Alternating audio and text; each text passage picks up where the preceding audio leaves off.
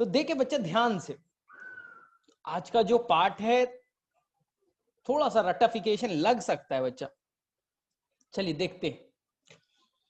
तो ये मैंने आपको बताया था कि प्लांट को बच्चा मिनरल्स चाहिए, एलिमेंट्स चाहिए, जो पीरियोडिक टेबल में है वो बेटा उसे रिक्वायर्ड है, उसके लाइफ के लिए जरूरी है। उसी को हम लोग कहते हैं एसेंशियल एलिमेंट, उसी को कहते हैं बेटा एसेंशियल एलिमेंट। ठीक है, ये आपको मैंने बताया था, एसेंशियल एलिमेंट उसे कहते हैं। 1 मिनट, क्या कहा? एसेंशियल एलिमेंट का। ठीक, टोटल एसेंशियल एलिमेंट की क्वांटिटी कितनी है? आंसर बेटा 17। लेकिन ये करता क्या है? एसेंशियल एलिमेंट बेटा 17 तो है, लेकिन इनका प्रॉपर फंक्शन क्या है? तो अगर आपके पास एनसीईआरटी है और पेज नंबर होगा शायद बेटा 198, पेज नंबर अगर 198 को देखने की कोशिश करेंगे, 197 और 198 ना, तो उसमें बेटा फंक्शन गिवन है। हम लोग धीरे धीरे प्रॉपर वे में सीखने की कोशिश करते हैं। जो 17 एलिमेंट है उनमें बेटा सबसे पहले एनसीईआरटी में दे रखा है नाइट्रोजन के बारे में। ठीक, नाइट्रोजन क्या करता है और प्लांट को नाइट्रोजन किस फॉर्म में एब्जॉर्ब करना पसंद है। मिट्टी में नाइट्रोजन है, लेकिन प्लांट बेटा किस फॉर्म का नाइट्रोजन इनटेक करेगा, एब्जॉर्ब करेगा। तो आपकी एनसीईआरटी बुक कहती है कि जो प्लांट है वो नाइट्रोजन इनटेक करेगा, लेकिन मेनली बेटा वो नाइट्रेट के फॉर्म में एब्जॉर्ब करना पसंद करता है, NO3- के फॉर्म में। प्लांट जो है नाइट्रोजन नाइट्रेट के फॉर्म में एब्जॉर्ब करना पसंद करता है। ठीक है, हाँ, अगर उसे नाइट्रेट ना मिला थोड़ा बहुत अमाउंट में ना, अगर बेटा नाइट्रेट नहीं है, मैक्सिमम अमाउंट क्या है? नाइट्रेट। थोड़े से अमाउंट में या तो बेटा NO2- के फॉर्म में ले सकता है, या तो बच्चा ले सकता है NH4+ अमोनियम आयन के फॉर्म में। याद रखिएगा। तो सबसे पहला क्वेश्चन बनेगा, नाइट्रोजन जो प्लांट को चाहिए कहां से लेगा? मिट्टी से लेगा। अब मिट्टी में नाइट्रोजन किस फॉर्म में लेगा? तो आंसर आप लिख कर क्या? मेनली बेटा NO3-। आज बेटा थोड़ा केमिस्ट्री का रोल होगा, NO3- क्या होता है ये सब थोड़ा याद रखना पड़ेगा। NO3- होता है बेटा नाइट्रेट। ठीक है, और थोड़े बहुत अमाउंट में वो नाइट्राइट के फॉर्म में, ये बेटा NO2- नाइट्राइट है, और ये बेटा अमोनियम आयन के फॉर्म में ले सकता है। तो सर नाइट्रोजन करता क्या है? सबसे बड़ा क्वेश्चन तो ये है ना, सर प्लांट को नाइट्रोजन क्यों चाहिए, क्या करता है नाइट्रोजन का? थोड़ा सोचो। आपको बच्चा मैं एक चीज बताऊंगा, जो बायोमोलिकुल से एक आगे आने वाला एक चैप्टर है, बायोमोलिकुल्स बेटा आने वाला एक चैप्टर है, उसमें बेटा आपको मैं बताऊंगा एक वर्ड जो आपने क्लास 9-10 में भी सीखा है, एमाइनो एसिड। एमाइनो एसिड, ठीक है। देखो बेटा ये एमाइनो एसिड क्या होता है, नाम में लिखा है एमाइनो और एसिड, एकदम सिंपल से फॉर्म में समझो। ये बेटा कार्बन लिख दीजिए, और आपको केमिस्ट्री में सिखाया गया है कार्बन बेटा टेट्रावैलेंट होता है, 4 बॉन्ड बनाता है। ये तो सिखाया जाता है, टेट्रावैलेंसी है, they will bind with the 4, 4 bond बनाएगा। बोले हाँ सर बनाता है, कार्बन के बारे में तो सुना है हमने। लेकिन एमाइनो एसिड में याद रखिए बच्चा, एक जो होगा फिक्स होगा, एमाइन ग्रुप होगा, NH2 होगा, इसलिए तो नाम पड़ा एमाइनो। और एक बेटा होगा एसिड ग्रुप, कार्बोक्सिलिक एसिड का नाम सुना है, COH को कार्बोक्सिलिक एसिड कहते हैं। तो नाम हो गया बेटा एमाइनो एसिड, एसिड वाला आ गया, एमाइन वाला आ गया, एमाइनो एसिड। एक तरफ बेटा फिक्स होगा हाइड्रोजन, और एक तरफ बेटा ये वैरी करेगा। ये बेटा कुछ और भी हो सकता, कुछ भी हो सकता है, ये इसे कहते हैं R ग्रुप। ये बेटा रोटेट करते रहेगा, चेंज होते रहेगा। तो एमाइनो एसिड का बेटा आपको हमेशा याद रखना है, एमाइनो एसिड का फार्मूला याद रखना है बेटा, कैसे लिखा जाता है एमाइनो एसिड? बोले सर कुछ नहीं है, एमाइनो एसिड सर दुनिया का सबसे आसान चीज है, एक कार्बन लिख देंगे। बोले ठीक, कार्बन कितना बॉन्ड बनाया? 4, 1, 2, 3 और 4, 3 बेटा फिक्स है। एक हाइड्रोजन के साथ जुटेगा, फिक्स। एमाइनो एसिड है तो एक एमाइन ग्रुप होगा, एमाइन मतलब NH2 ग्रुप, और एक एसिड ग्रुप होगा, कौन सा एसिड? Carboxylic acid. आपने पढ़ा है ना, एसिटिक एसिड, फॉर्मिक एसिड, थोड़ा बहुत पढ़ा है। और एक बेटा फोर्थ जो होगा वो बेटा वैरी करते, इसे आर कहते हैं। अब इस एमाइनो एसिड बनाने में बेटा देखो नाइट्रोजन तो चाहिए, नाइट्रोजन तो चाहिए, इसलिए प्लांट को बेटा नाइट्रोजन किस लिए चाहिए? उसे उसे एमाइनो एसिड बनाना है। उसे क्या बनाना है बेटा? Amino acid. कितने तरह के एमाइनो एसिड होते हैं? 20 टाइप्स की। याद रखिएगा बेटा 20 तरह के एमाइनो एसिड होते हैं, 20 टाइप्स के एमाइनो एसिड पाए जाते हैं ना। एकदम बेटा ध्यान से सुनिएगा, 20 टाइप्स ऑफ एमाइनो एसिड होते हैं। तो सर एमाइनो एसिड करता क्या है? बच्चा लोग 10th में पढ़ा था एमाइनो एसिड क्या करता है बेटा? एमाइनो एसिड जस्ट लाइक एक मोती है। माला पेन है बेटा, माला पेन है, बोले हाँ। माला का एक छोटा टुकड़ा क्या होता है? मोती। तो एमाइनो एसिड बेटा मोती है, और ऐसे ऐसे एमाइनो एसिड मिल करके बच्चे लोग बनाएगा प्रोटीन। जैसे ट्रेन का एक बॉगी है वो एमाइनो एसिड है, और बहुत सारे बॉगी मिलकर के ट्रेन बनते हैं। तो बहुत सारे एमाइनो एसिड मिलकर के प्रोटीन बना। तो प्रोटीन बनाने के लिए एमाइनो एसिड चाहिए, और एमाइनो एसिड बनाने के लिए नाइट्रोजन चाहिए। प्रोटीन से ही बनना है बेटा एंजाइम। एनसीईआरटी का वर्ड है, मैक्सिमम जो एंजाइम्स होते हैं वो बच्चा प्रोटीन से बने होते हैं। ये सब सुनते हो ना, पेप्सिन, ट्रिप्सिन, क्या क्या नाम, सिलेवरी एमाइलेज, ये एंजाइम है, किससे बना है? प्रोटीन से बना हुआ है। इसके अलावा आपने नाम सुना है बच्चा डीएनए, वहां भी नाइट्रोजन होगा। आरएनए, वहां भी नाइट्रोजन होगा। नाम सुना है विटामिन, वहां भी नाइट्रोजन होगा। आपने नाम सुना है हॉर्मोन्स, वहां भी नाइट्रोजन होगा। समझो बच्चा, यानी कि तुम्हारे लिए नाइट्रोजन कितना इंपॉर्टेंट है। तुम्हारे लिए नाइट्रोजन बच्चा कितना इंपॉर्टेंट है, ध्यान से सीखिए, ठीक है। तो नाइट्रोजन का ढेर सारा काम है। क्लोरोफिल बेटा, प्लांट फोटोसिंथेसिस कैसे करता है? क्लोरोफिल से, उसमें भी नाइट्रोजन है। यानी प्लांट को बेटा नाइट्रोजन बड़ा इंपॉर्टेंट है। एंजाइम्स बनाना है, प्रोटीन्स बनाना है, विटामिन बनाना है, हॉर्मोन्स बनाना है, सब में बेटा नाइट्रोजन चाहिए। और प्लांट को किस फॉर्म में नाइट्रोजन एब्सॉर्ब करना है? मिट्टी से। बोले सर नाइट्रेट के फॉर्म में, NO3- थोड़ा बहुत फॉर्म NO2- या NH4+ के फॉर्म में ले सकता है। चलिए बच्चा, पेज नंबर निकालिए सभी लोग, 197। और बेटा कहूट में काम आएगा। 197 पे सबसे पहला दिया बेटा नाइट्रोजन, मैंने पूरा एक्सप्लेन कर दिया। पेज नंबर 197 फटाफट निकालिए, और वहां देखिए नाइट्रोजन एक बेटा आपका दे रखा है टॉपिक। एनसीईआरटी क्या लिखता है बेटा? ये एसेंशियल है, 17 एलिमेंट एसेंशियल है, उसमें नाइट्रोजन है, एसेंशियल एलिमेंट है। Required by plant in the greatest amount, बेटा प्लांट को बहुत ज्यादा जरूरत है, प्रोटीन, एंजाइम, हार्मोन सब कुछ बनाना है, तो प्लांट को बेटा ज्यादा अमाउंट में जरूरत है।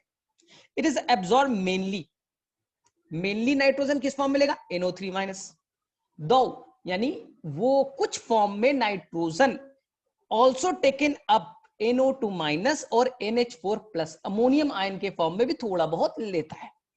Nitrogen is required by all part of the plant, root में, स्टेम में, लीफ में, फ्लावर में, फ्रूट में, सीड में, हर जगह बेटा नाइट्रोजन की जरूरत है, ठीक है। पार्टिकुलरली द मेरिस्टेमेटिक टिश्यू, बोले सर क्यों? एनसीईआरटी में लिखा है मेरिस्टेमेटिक टिश्यू में ज्यादा जरूरत चाहिए, पार्टिकुलरली मतलब मेनली, क्योंकि मेरिस्टेमेटिक टिश्यू बेटा डिवाइडिंग, वो डिवाइड कर सकते हैं। मेरिस्टेमेटिक टिश्यू क्या होते हैं? जो डिवाइड कर सकता है, और जो डिवाइड करना है वहां बेटा चाहिए क्या? प्रोटीन। जो डिवाइड कर सकता है वहां कहा चाहिए बेटा? एंजाइम्स। जो बेटा डिवाइड करना है उसे बहुत फंक्शन करना है, और फंक्शन करने के लिए सबसे इंपॉर्टेंट क्या है बेटा? Protein, enzymes, DNA, RNA. इसलिए वहां पास नाइट्रोजन का रिक्वायरमेंट ज्यादा अमाउंट में चाहिए। बोले ठीक है सर। इसके अलावा देख लीजिए, nitrogen is one of the major constituent of protein, nucleic acid, vitamin, hormone. Nucleic acid नहीं आता, डीएनए और आरएनए आ गया। चलो बच्चे लोग, किसे किसे नाइट्रोजन क्लियर हो गया? फटाफट बेटा हैंड रेज कर दो, तो थोड़ा मुझे भी पता चल जाए किस किस बच्चे को नाइट्रोजन के बारे में थोड़ा बेटा 5 लाइंस तो याद हो गए। यानी कि कभी तो भी एग्जाम में पूछा जाए तो बोले सर आसान है, याद हो जाएगा सर, डिफिकल्ट नहीं है नाइट्रोजन के बारे में। कर लोगे? चलो ठीक है। अब देखो सेकेंड पार्ट, तो अभी कहूट में बेटा काम आएगा, अभी गड़बड़ नहीं करना उसमें ना। चलो ठीक है। चलो बच्चे लोग, अब सेकेंड हम लोग पढ़ ले थोड़ा सा, कुछ पॉइंट जान ले बेटा फास्फोरस के बारे में। चिरंजीव कुछ नहीं था, नाइट्रोजन बेटा किस लिए चाहिए? नाइट्रोजन से बेटा प्लांट प्रोटीन बनाएगा, एंजाइम्स बनाएगा, आरएनए बनाएगा, डीएनए बनाएगा, ठीक है। और मेनली बेटा कहां पर चाहिए? सभी जगह चाहिए, लेकिन मेनली ऐसे जगह चाहिए जो डिवाइड करता है। मेरिस्मेटिक टिश्यू में रिक्वायरमेंट ज्यादा चाहिए, चाहिए तो सभी को, लेकिन रिक्वायरमेंट सबसे ज्यादा कहां? Meristematic tissue. प्लांट किस फॉर्म में एब्जॉर्ब करेगा? नाइट्रेट के फॉर्म में, कुछ फॉर्म में, कुछ बेटा कुछ नाइट्रोजन NO2 माइनस या NH4 प्लस फॉर्म में भी ले सकता है। चलिए ठीक है। अब सेकेंड आ जाओ बेटा फास्फोरस। फास्फोरस सबसे पहला क्वेश्चन आएगा बेटा, फास्फोरस को प्लांट मिट्टी से लेगा, किस फॉर्म में? केवल फास्फोरस थोड़ी लिखोगे, जो भी बेटा एलिमेंट्स होते हैं वो आयन के फॉर्म में होते हैं। तो एनसीईआरटी क्या लिखता है बेटा? ये पाया जाएगा H2PO4 माइनस, या बच्चा HPO4 माइनस 2 के फॉर्म में प्लांट इसे एब्जॉर्ब करेगा। तो पहला आपको याद रखना है बेटा, H2PO4 माइनस या HPO4 माइनस 2 के फॉर्म में प्लांट रूट के थ्रू एब्जॉर्ब करेगा। अब तुम बोलोगे सर फास्फोरस क्यों चाहिए प्लांट को? एकदम करेक्ट बच्चा। लोग आपने एक वर्ड सुना है प्लाज्मा मेम्ब्रेन या सेल मेम्ब्रेन, बोले हाँ सर सुना तो है लेकिन अब भूल गए। प्लाज्मा मेम्ब्रेन और सेल मेम्ब्रेन, ज्यादा डिटेल में नहीं जाना बच्चा। जो प्लाज्मा मेम्ब्रेन होता है, मैंने आपको बताया था बच्चा, वो बना होता है फॉस्फोलिपिड बाइलेयर का। अगर आपको थोड़ा सा याद है बेटा, वो फॉस्फोलिपिड से बना है। ऐसा लिपिड है जिसमें बेटा फॉस्फोरस है, यानी फॉस्फोरस क्या करेगा?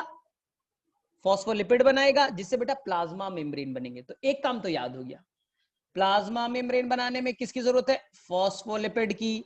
और फॉस्फोलिपिड बनाने में किसका इंपॉर्टेंट रोल बेटा? फास्फोरस का। एक काम तो क्लियर है? बोले हाँ। अच्छा बच्चा लोग, आपने डीएनए का नाम सुना है? बोले हाँ सर एकदम सुना है, डीऑक्सीराइबोन्यूक्लिक एसिड। आरएनए का नाम सुना है? बोले एकदम सुना है सर, राइबोन्यूक्लिक एसिड। ये आरएनए और डीएनए बेटा बने किस चीज से होते हैं? किस चीज से बने होते हैं? तो बेटा एक इसका छोटा सा पार्ट है, जैसे प्रोटीन बना होता है एमाइनो एसिड से, स्टार्च बना होता है ग्लूकोज से, इसी तरह से डीएनए और आरएनए बच्चा एक वर्ड से बना होता है जिसका नाम होता है न्यूक्लियोटाइड। न्यूक्लियोटाइड मैं बहुत डिटेल से बताऊंगा जब हम लोग पढ़ेंगे बायोमोलिक्यूल्स। न्यूक्लियोटाइड से बना होता है, इसलिए नाम पड़ा न्यूक्लिक एसिड। न्यूक्लियोटाइड लाखों बेटा लाखों न्यूक्लियोटाइड मिलेगा, न्यूक्लिक एसिड बनेगा। और इस न्यूक्लियोटाइड बनाने में फास्फोरस का बड़ा इंपॉर्टेंट रोल है। वहां क्या पाया जाएगा बेटा? फास्फोरस। तो दो जगह तो आपको याद हो गया। और कुछ प्रोटीन होते हैं जैसे दूध में हो, सभी प्रोटीन नहीं बेटा, कुछ स्पेशल प्रोटीन होते हैं जिसमें फास्फोरस पाया जाता है। जैसे मिल्क में, मिल्क के अंदर में एक प्रोटीन होता है कैसीन। इस कैसीन प्रोटीन के बारे में अगर तुम थोड़ा डिटेल से पढ़ोगे ना, तो इस प्रोटीन के अंदर में क्या होता है? फास्फोरस। याद रखना बेटा, सभी प्रोटीन में फास्फोरस नहीं होता। जैसे हीमोग्लोबिन में एक प्रोटीन है, वहां नहीं है, लेकिन कुछ प्रोटीन जैसे बेटा मिल्क प्रोटीन दूध में जो पाया जाता है, उस प्रोटीन में बेटा फास्फोरस होते हैं। और फास्फोरस सबसे आसान बताऊं कहां होता है? अरे बेटा ये तो ही तुमने भूल ही गया, एटीपी का नाम सुना है? Adenosine triphosphate. तीन तीन फॉस्फेट है। और यही एटीपी जब टूटता है, यही बेटा एटीपी टूटता है तो बनता है एडिनोसाइन डाइफॉस्फेट। और बेटा क्या बनता है? इनऑर्गेनिक फॉस्फेट, आईपी या पीआई, बेटा तुम्हारी मर्जी। जब टूटता है और क्या रिलीज करता है? क्लास 10th में क्या पढ़ा था? 7.3 किलो कैलोरी एनर्जी निकलता है ना। तो एटीपी का पार्ट कौन है? फास्फोरस है, वही तो टूटता है, एनर्जी रिलीज करता है ना। इसका उल्टा, अगर बॉडी के अंदर एनर्जी निकला तो ये एडिनोसाइन डाइफॉस्फेट और इनऑर्गेनिक फॉस्फेट आपस में जुड़ जाएंगे। क्यों? क्योंकि तुमने बॉडी के अंदर क्या निकला? 7.3 किलो कैलोरी एनर्जी, और वो कन्वर्ट हो जाएगा एटीपी में। तो देखो रिवर्सिबल रिएक्शन है। बॉडी को एनर्जी चाहिए, टूटेगा। जब बॉडी के अंदर एनर्जी निकला तो ये बेटा एडिनोसाइन डाइफॉस्फेट जुट करके क्या बनेगा? एटीपी। बड़ा इंपॉर्टेंट है कौन इसमें? एडिनोसाइन डाइफॉस्फेट बनाने में, एडिनोसाइन ट्राइफॉस्फेट बनाने में किसका इंपॉर्टेंट रोल बेटा? फास्फोरस का। और जो एटीपी बनता है उस प्रोसेस को हम लोग एक कहते हैं फॉस्फोराइलेशन। एटीपी बनने के प्रोसेस को क्या कहा जाता है? फॉस्फोराइलेशन। तो फॉस्फोराइलेशन में क्या होता है? एटीपी बनता है, किसके हेल्प से? फॉस्फेट जुड़ता है। तो फॉस्फेट का बड़ा इंपॉर्टेंट रोल हो गया फॉस्फोराइलेशन रिएक्शन में। चलो फटाफट रिपीट कर रहा हूं, चलिए एनसीईआरटी निकालिए, पेज नंबर कितना बेटा? 197। और फटाफट हम लोग कर लेते। Plant phosphorus is absorbed by the plant from the soil in the form of phosphate ion। सभी के सभी बेटा आयन के फॉर्म में जाते, केवल पी नहीं जाता। कभी पूछेगा ना फास्फोरस किस में, लिख के आना पी, बेटा गलत हो जाएगा। जब भी कोई भी एलिमेंट जाएगा वो आयन के फॉर्म में जाएगा। तो कौन से फॉर्म? H2PO4- या HPO4-2। सेकेंड बोले सर काम क्या करता है? Phosphorus is a constituent of cell membrane, क्योंकि हमारा सेल मेम्ब्रेन फॉस्फोलिपिड का बना है, उस लिपिड में फास्फोरस जुटा है। हो गया एक पहला काम। सर्टेन प्रोटीन, बेटा सभी प्रोटीन नहीं, दूध में जो प्रोटीन है उनके अंदर पार्टिकुलरली पाया जाता है। ऑल न्यूक्लिक एसिड यानी आरएनए और डीएनए के अंदर में। और एक और क्या लिखा बेटा? न्यूक्लियोटाइड्स। आरएनए डीएनए किससे बने? न्यूक्लियोटाइड से, उसके अंदर क्या है? Phosphorus. And it is required for all phosphorylation reaction. जो भी एटीपी बनना, एटीपी बनने को क्या कहते हैं? फॉस्फोराइलेशन। तो उसमें कौन इंपॉर्टेंट है? फास्फोरस। तो फास्फोरस एटीपी बनाने में बड़ा इंपॉर्टेंट रोल प्ले करेगा। चलो किसे किसे बेटा अरेनिन एंजाइम में फास्फोरस नहीं है। अगर होता तो मैं बोल देता आपको बेटा, दूध में जो बेटा प्रोटीन पाया जाता है उसके अंदर होगा। Enzymes is made up of protein, उनके अंदर नहीं है बेटा, रहता तो मैं बोल देता। चलो ठीक है, तो मेरे वैसे यहां तक सभी को क्लियर है? फास्फोरस में कोई भी गड़बड़ नहीं करोगे? चलो ठीक है। अब हम लोग आज है चलो कैल्शियम। थर्ड कौन है? कैल्शियम। कैल्शियम आसान है। कैल्शियम किस फॉर्म में एब्जॉर्ब करेगा? कैल्शियम+2, कैल्शियम आयन के फॉर्म में। तो सर कैल्शियम क्या करता होगा? ढूंढते हैं कैल्शियम क्या करता है।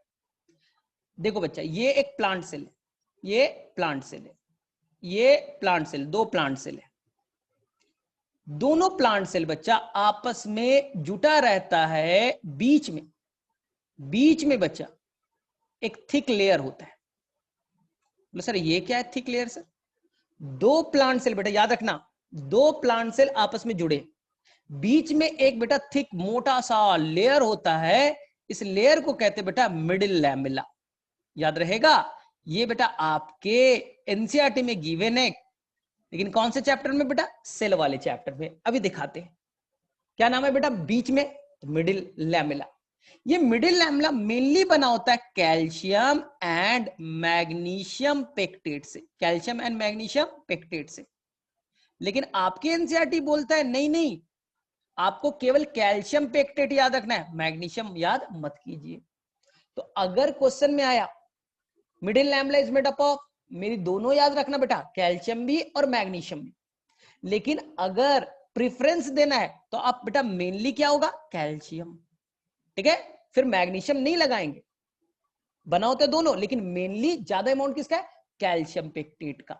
ये मैं नहीं कह रहा, ये आपकी एनसीईआरटी कहती है। बोले सर कहां कहती है, दिखा दो, थोड़ा सा रिवीजन भी हो जाएगा। चलो सबसे पहले देखते कौन बच्चा ढूंढ करके बताएगा इसके बारे में। एनसीईआरटी में दिया है सेल वाले चैप्टर में, जहां बच्चा दिया है सेल वॉल। देखते सबसे पहले कौन ढूंढता है। पेज नंबर है बेटा 132, देखते सबसे पहले कौन ढूंढेगा। चलो बच्चे चलो पेज नंबर 132 निकालिए। और किस बच्चे को सबसे पहले मिला? मिडिल लैमेला, कैल्शियम पेक्टेट से बना है। नुमान को मिल गया। चलो बेटा किसे किसे मिला हैंड रेस करो। आई थिंक मिला, हाँ देखो प्रियांशी ने दिखा भी दिया। ठीक है, तो इसी तरह से याद होता है बेटा, रिवीजन भी हो रहा है आपका। ठीक है ठीक है, करेक्ट है बच्चे, करेक्ट है। ठीक है, तो सेल वॉल में वहां गिवन है बेटा मिडिल लैमेला, और मिडिल लैमेला किसे बना है? कैल्शियम पे। एनसीईआरटी में मैग्नीशियम पेक्टेट नहीं लिखा है, मैंने बोला है। ठीक है, प्रेफरेंस देना होगा कैल्शियम पेक्टेट कीजिएगा।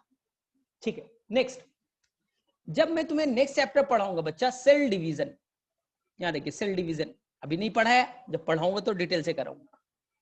तो सेल डिवीजन में क्या होता है? ये बेटा क्रोमोजोम है, ये इस तरह के क्रोमोजोम होते हैं, ये क्रोमोजोम होता है, दिखाऊंगा अभी स्ट्रक्चर। ये क्रोमोजोम है, और ये बेटा क्रोमोसोम आपस में कुछ रस्सियों से जुटे होते हैं बेटा। ये रस्सी है, ये रेड वाला रस्सी है बेटा, रस्सी है। तो सर रस्सी का नाम क्या है जो दोनों तरफ से पकड़ लिया है? इसका नाम है बच्चा स्पिंडल फाइबर। क्या नाम है बेटा? Spindle fibre. सेल डिवीजन में बेटा मैं पढ़ाऊंगा, ये बेटा स्पिंडल फाइबर होता है। और स्पिंडल फाइबर को बनाने में कैल्शियम का बड़ा इंपॉर्टेंट रोल है। जो स्पिंडल फाइबर रस्सी है जो सेल डिवीजन में काम आने वाला है, वो रस्सी बनाने में याद रखना बेटा कैल्शियम बड़ा इंपॉर्टेंट है। बोले सर क्यों? क्योंकि स्पिंडल फाइबर छोटे छोटे प्रोटीन से बने होते हैं जिसका नाम होता है ट्यूब्यूलिन। किससे बना बेटा? ट्यूब्यूलिन। और जब कैल्शियम आयन का कंसंट्रेशन बढ़ता है, कैल्शियम डिसाइड करता है ट्यूब्यूलिन आपस में जुड़ जाए, छोटे छोटे बेटा प्रोटीन जुड़ के लंबी रस्सी बना दे। तो स्पिंडल फाइबर किससे बनता है? ट्यूब्यूलिन प्रोटीन से। और ट्यूब्यूलिन प्रोटीन बनने में, यानी ट्यूब्यूलिन से स्पिंडल फाइबर बनने में कौन इंपॉर्टेंट रोल प्ले करेगा? आंसर बेटा कैल्शियम। अब सोचो स्पिंडल फाइबर क्यों बना? बोले सेल को डिवाइड करने में। तो जिस सेल को डिवीजन ज्यादा करना है, जो बेटा बहुत तेजी से डिवाइड करता है, मेरिस्टेमेटिक टिश्यू, उस सेल में बेटा कैल्शियम का रिक्वायरमेंट ज्यादा होना चाहिए। मेरिस्टेमेटिक टिश्यू, वहां रिक्वायरमेंट ज्यादा होना चाहिए। सेकेंड बेटा ध्यान से सुनना, बहुत ही आसान सा है। ये सेल है, ये बेटा सेल मेम्ब्रेन। देखिए सेल मेम्ब्रेन, ठीक। अब सेल मेम्ब्रेन कैसे बेटा? Selectively permeable. आपको क्या बताया जाता है? सिलेक्टेड सब्सटेंस केवल जाएंगे इस मेम्ब्रेन से। सिलेक्टिवली परमिएबल मेम्ब्रेन है, केवल बेटा सिलेक्टेड सब्सटेंस जा सकते हैं, कोई भी सब्सटेंस नहीं जा सकता अपने मन से। सिलेक्टेड। अब सिलेक्टेड सब्सटेंस क्यों जाता है? क्योंकि वहां पर बेटा कुछ स्पेशल प्रोटीन होते हैं। ये प्रोटीन गाइड करता है किसको जाना है और किसको बेटा नहीं जाना है। यानी ये बेटा गार्ड है, गार्ड बैठा हुआ है। जिसके पास में बेटा टिकट होगा उसी को बेटा थिएटर के अंदर में, पीवीआर, सिनेमा हॉल, उनके अंदर बेटा इंटर करने दिया जाएगा। या बेटा मॉल में बैठा हुआ है वो ना, वो बेटा पहले वो अलाउ करेगा किसे जाना है किसे नहीं जाना है। सेलेक्टिवली परमिएबल है। और इस प्रोटीन को गाइड कौन करता है बेटा? कैल्शियम। यानी कैल्शियम का ओवरऑल कहे तो ये मेम्ब्रेन की परमिबिलिटी को रेगुलेट करता है। ये एक्टिवेट करता है प्रोटीन्स को, एंजाइम्स को, कि कौन अंदर जाएगा, कौन बेटा अंदर से बाहर आएगा। उसके लिए जो प्रोटीन है, एंजाइम है, उसे गाइड कौन करता है? कैल्शियम। तो मेम्ब्रेन की परमिबिलिटी के लिए कौन हो गया? Calcium ion. ये तीन चीज याद रखिएगा। चलो बेटा फटाफट हम लोग एक बार एनसीईआरटी को पढ़ ले और कंप्लीट हो गया। कैल्शियम हमारा कंप्लीट हो गया। तीन चीज क्या क्या मैंने बोला? मिडिल लैमेला बनाने में, यानी सेल वॉल का पार्ट हो बनाने में। दूसरा क्या बोला? स्पिंडल फाइबर बनाने में। और तीसरा मेम्ब्रेन की परमेबिलिटी को मेंटेन करने में। ठीक, देखते हैं। इट इज एब्जॉर्ब, एक minute, calcium. Plant absorb calcium from the soil from the calcium ion. ठीक है, Ca+2 के फॉर्म में। Calcium is required bye meristematic and differentiating tissue. क्यों बेटा? क्योंकि कैल्शियम स्पिंडल फाइबर बनाएगा, स्पिंडल फाइबर से सेल डिवीजन होगा, और सेल डिवीजन मेनली कौन करता है? मेरिस्टेमेटिक टिश्यू, इसलिए वहां रिक्वायरमेंट ज्यादा है। ठीक है। During cell division it is used to synthesise cell wall. जो सेल डिवाइड कर रहा है, सेल वॉल नया बनेगा, वहां फिर से कैल्शियम चाहिए। Particularly as calcium pectate in the middle lamella. It is also needed during the formation of spindle fibre, mitotic spindle. Correct बेटा। It accumulates in older leaf. कोई बच्चा एक्सप्लेन कर सकता है? मैंने आपको बहुत अच्छे से बताया था, ये बेटा ओल्डर लीफ में क्यों रहते हैं, यंगर में क्यों नहीं रहते? याद करो, मैंने आपको बताया था। ये बेटा प्लांट, बहुत अच्छे से एक्सप्लेन किया था, मुझे याद आ रहा है। और ये बेटा रूट, ये स्टेम, और ये बेटा लीफ। याद करो, ऐसे ही बताया था ना। डेसिडुअस फॉरेस्ट है, पतझड़ वाली। जब बेटा सीजन कैसा आएगा, गर्मी का टाइम आएगा, सारे पत्तियां गिर जाएंगी, सारी पत्तियां गिर जाती है। या मान लो बेटा ये ओल्डर पार्ट है और ये बेटा यंगर पार्ट है ना। तो क्या होता है बेटा, जो ओल्डर पार्ट है, ध्यान से सुनना, पतझड़ का टाइम है, ओल्डर पार्ट है, डिग्रेड होगा, टूट करके नीचे गिर जाता है। गिरता है लीफ, कभी देखा है पतझड़ के टाइम में? स्कूल जाने के टाइम में दिखता है बेटा, जब वापस लौटते रहते हो, बहुत तेज धूप, बहुत तेज बेटा गर्मियां रहती है, और पत्ते बेटा नीचे गिरते रहते, ओल्डर वाले टूट करके नीचे गिरते रहते। लेकिन कैल्शियम बेटा देखो, यहां पास क्या होता है, सारा बेटा लीफ गिर जाएगा, सारे मिनरल्स की कमी हो जाएगी। लीफ में बेटा सभी तरह के एलिमेंट्स थे, तो लीफ ने सोचा बेटा कि मेरा तो सारा मिनरल बेकार चला जाएगा, इसलिए लीफ क्या करता है बेटा, अपने नाइट्रोजन को, फास्फोरस को, पोटेशियम को, सल्फर को, सारे बेटा को वो कहां डाल देता है, स्टेम में। जाओ स्टेम में स्टोर कर देंगे। हम तो मरने वाले हैं, तो मरने से पहले जो ओल्डर लीफ है वो सारा एलिमेंट कहां डाल देगा, स्टेम में, जो स्टोर कर देते। लेकिन कैल्शियम बेटा इमोबाइल है, कैल्शियम इमोबाइल है, वो मूव नहीं करता। मूव नहीं करेगा तो क्या बेटा वो स्टेम वाले पार्ट में आएगा, नहीं आएगा।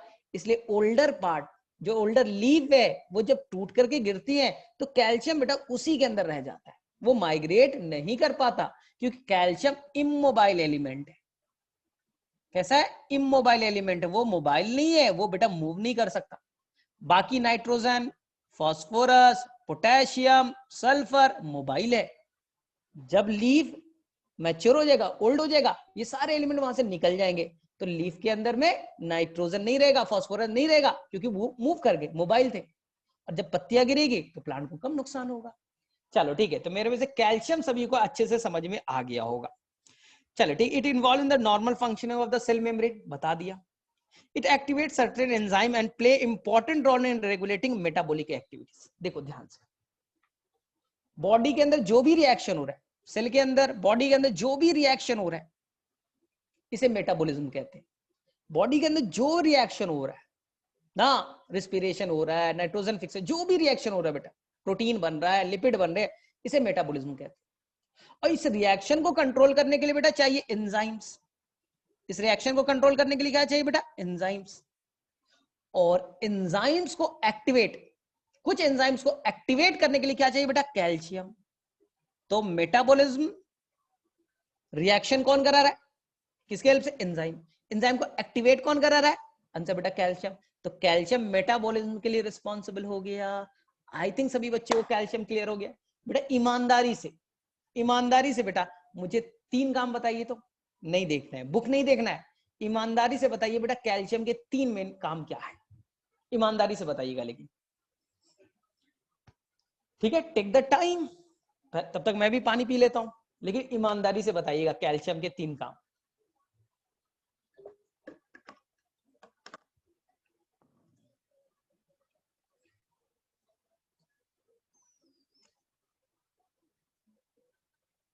ए वायरल द ई गटेशन कहां से आ गया तुम्हारा भी, अब बेटा अभी गटेशन मैंने नहीं पढ़ा है, कहां मैंने पढ़ा दिया गटेशन।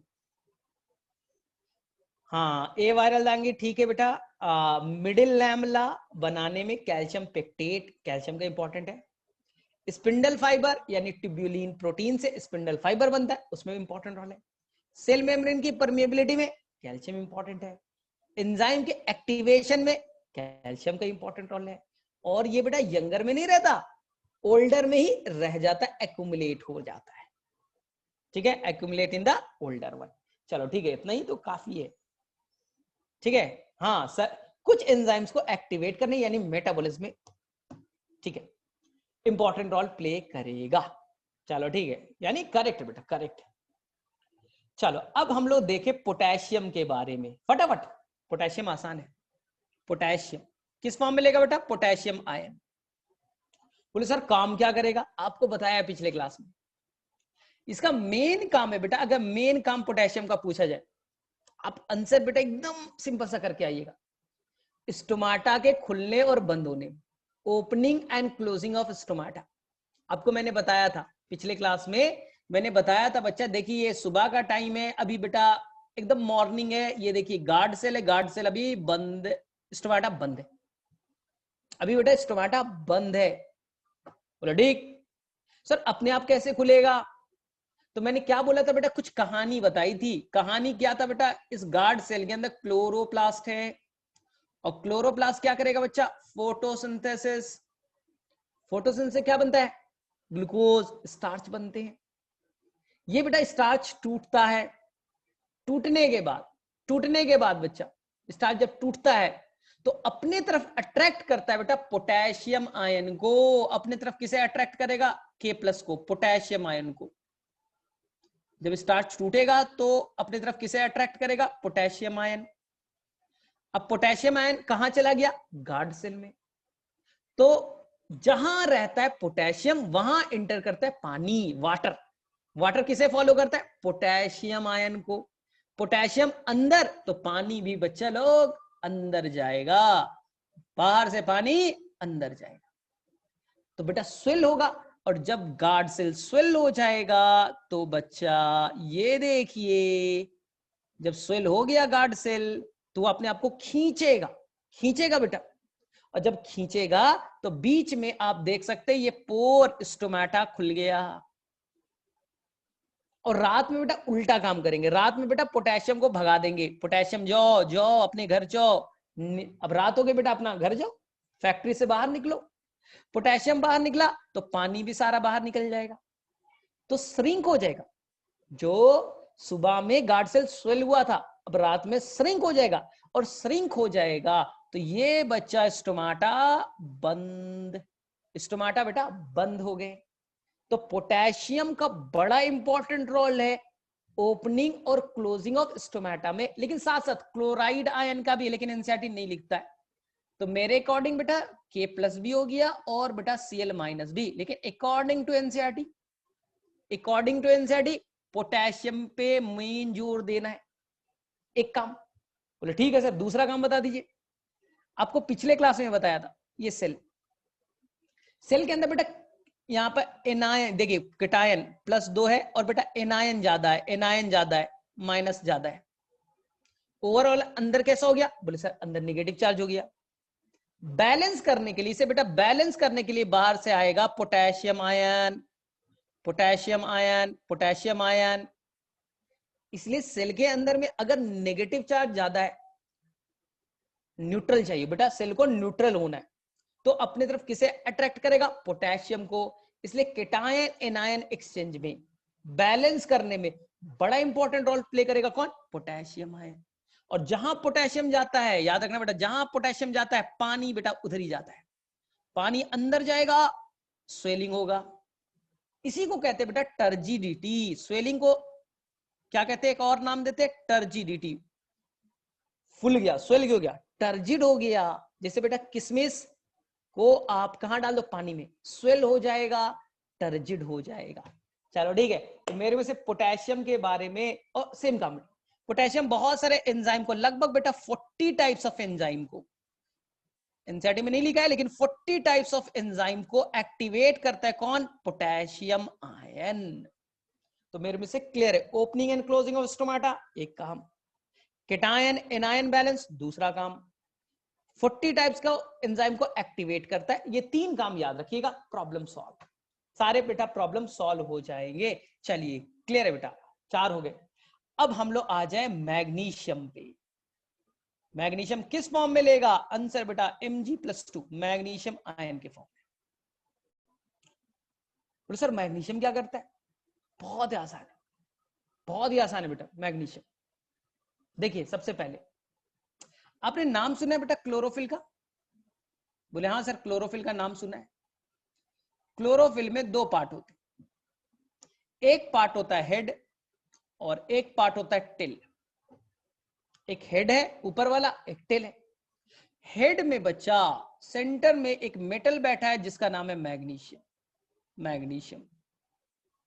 तो ये याद रखना, मैग्नीशियम बड़ा इंपॉर्टेंट किसका पार्ट है बेटा? क्लोरोफिल का, वो भी हेड पार्ट का। हेड में कौन बैठा है? मैग्नीशियम। कहा जाता है इसी मैग्नीशियम के चलते क्लोरोफिल बेटा ग्रीन कलर का दिखता है, और क्लोरोफिल ग्रीन कलर का दिखा तो बेटा लीफ भी ग्रीन कलर का दिखेगा। लीफ क्यों ग्रीन कलर का दिखता है? क्योंकि उसमें क्लोरोफिल है। और क्लोरोफिल क्यों दिखता है? क्योंकि उसमें मैग्नीशियम। एक काम याद रखिए, बोले ठीक है।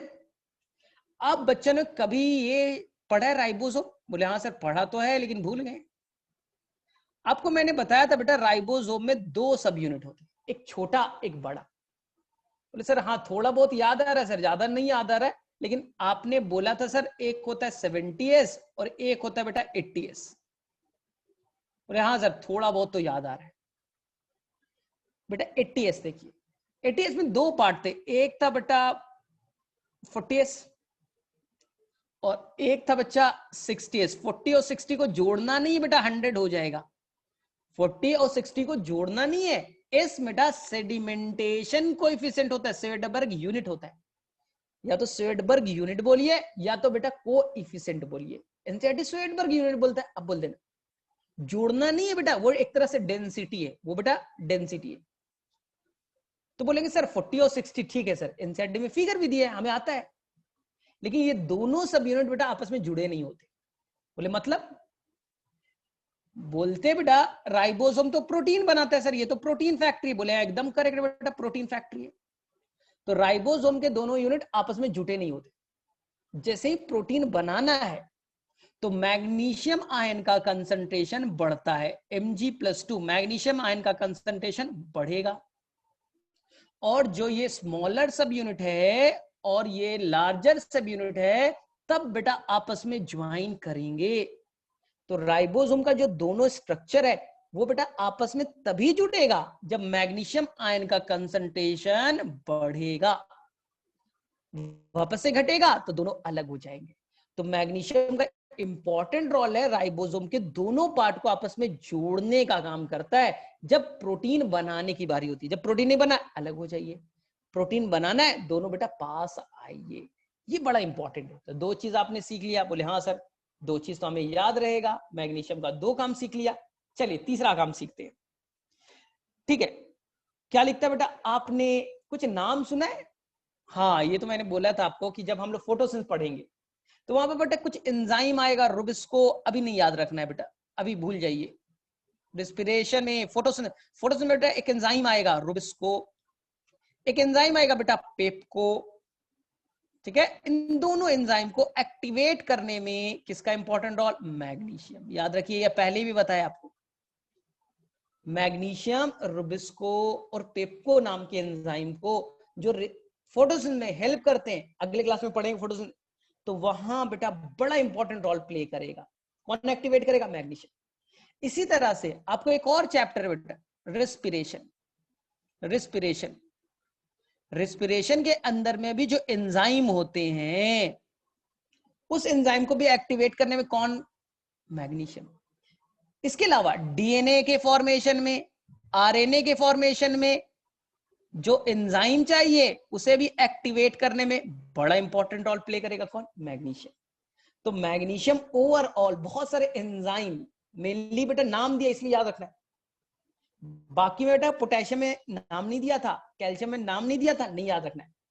लेकिन मैग्नीशियम में नाम गिवन है, रुबिस्को, पेप्को, उसके अलावा डीएनए बनाने वाले एंजाइम, रेस्पिरेशन में जो एंजाइम होते हैं उसे एक्टिवेट करने में मैग्नीशियम का इंपॉर्टेंट रोल है। ठीक है, तो मेरे में से ये सभी बच्चे को याद हो जाएगा। चलो तो एक बार फटाफट मुझे 3 काम बता दीजिए मैग्नीशियम का, फटाफट, तो आपको लगभग याद हो जाएगा। चलो फटाफट बच्चा ईमानदारी से मैग्नीशियम के 3 काम बता दीजिए।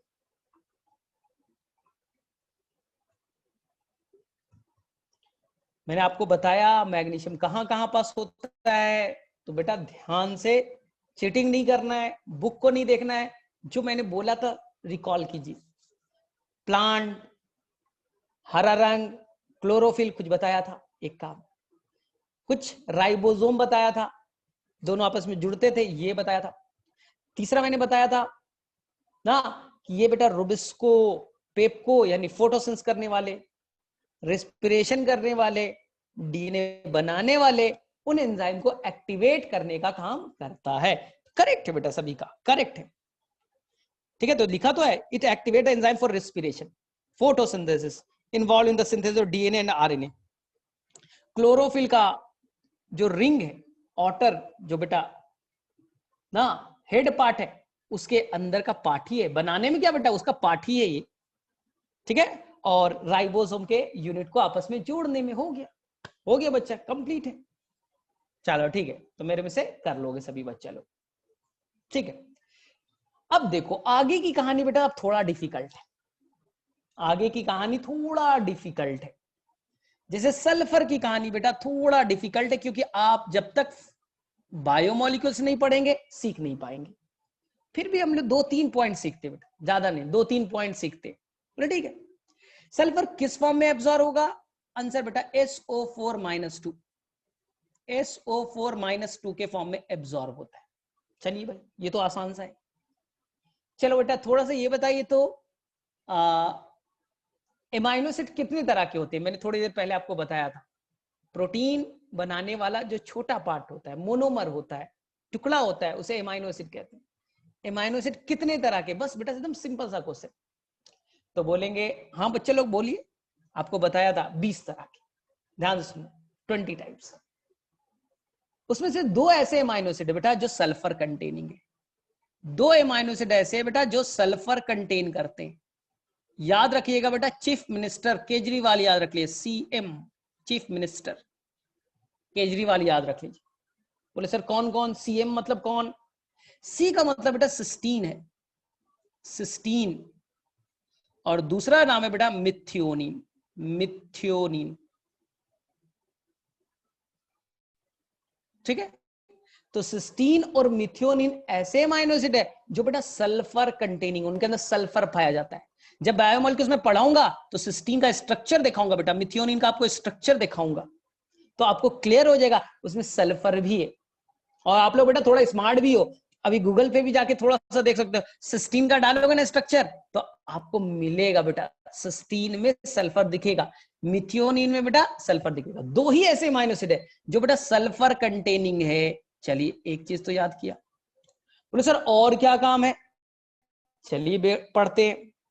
तो क्या काम है बेटा? Plant obtain sulphur in the form of sulphate ion. बोले ये तो याद हो गया sir. Sulphur is present in 2 amino acid, cysteine and methionine, CM Kejriwal, and is the main constituent of several coenzyme. बोले सर ये कोएंजाइम क्या है? ये तो सर बाउंसर हो गया। सर ये कोएंजाइम क्या होता है? ये सर ये कोएंजाइम क्या है? बोले ठीक है, बहुत सारे कोएंजाइम्स के ये बेटा पार्ट्स होते हैं। ठीक है, बोले सर ये कोएंजाइम्स क्या है? और सेकेंडली क्या है सर? ये पार्ट होते हैं विटामिन के। तो विटामिन तो थोड़ा समझ में आ रहा है, विटामिन तो थोड़ा बेटा समझ में आ रहा है कि विटामिन B1 B2 क्या क्या होता है, बहुत सारे विटामिन होते हैं। तो विटामिन का पार्ट कौन होता है बेटा? सल्फर। समझ में आ गया। सर ये कोएंजाइम क्या है? ध्यान से सुनो बेटा, जो एंजाइम होते हैं ये बेटा एंजाइम है। ठीक है, एंजाइम को हेल्प करने के लिए, एंजाइम को बेटा हेल्प करने के लिए कोई हेल्पर चाहिए। एंजाइम फंक्शन डायरेक्टली नहीं करता, उसे काम करने के लिए कुछ हेल्पर चाहिए। या तो बेटा कोई केटायन एनायन दे दो, Mg+2 दे दो, या तो बेटा कैल्शियम दे दो, या तो बेटा जिंक दे दो, उससे वो काम करना स्टार्ट कर देगा। या तो बेटा उसे चाहिए कुछ ऑर्गेनिक सब्सटेंस। देखो बेटा ये तो इनऑर्गेनिक है, मैग्नीशियम कैल्शियम जिंक है, ये तो से चाहिए ऑर्गेनिक सब्सटेंस जिसका नाम है बेटा कोएंजाइम। सर ये कोएंजाइम बना किससे होता है? ये कोएंजाइम बेटा विटामिन बी कॉम्प्लेक्स के मॉडिफिकेशन से बनता है, विटामिन बी कॉम्प्लेक्स के मॉडिफिकेशन से बनता है। सर नींद नहीं आ रही? 1 मिनट।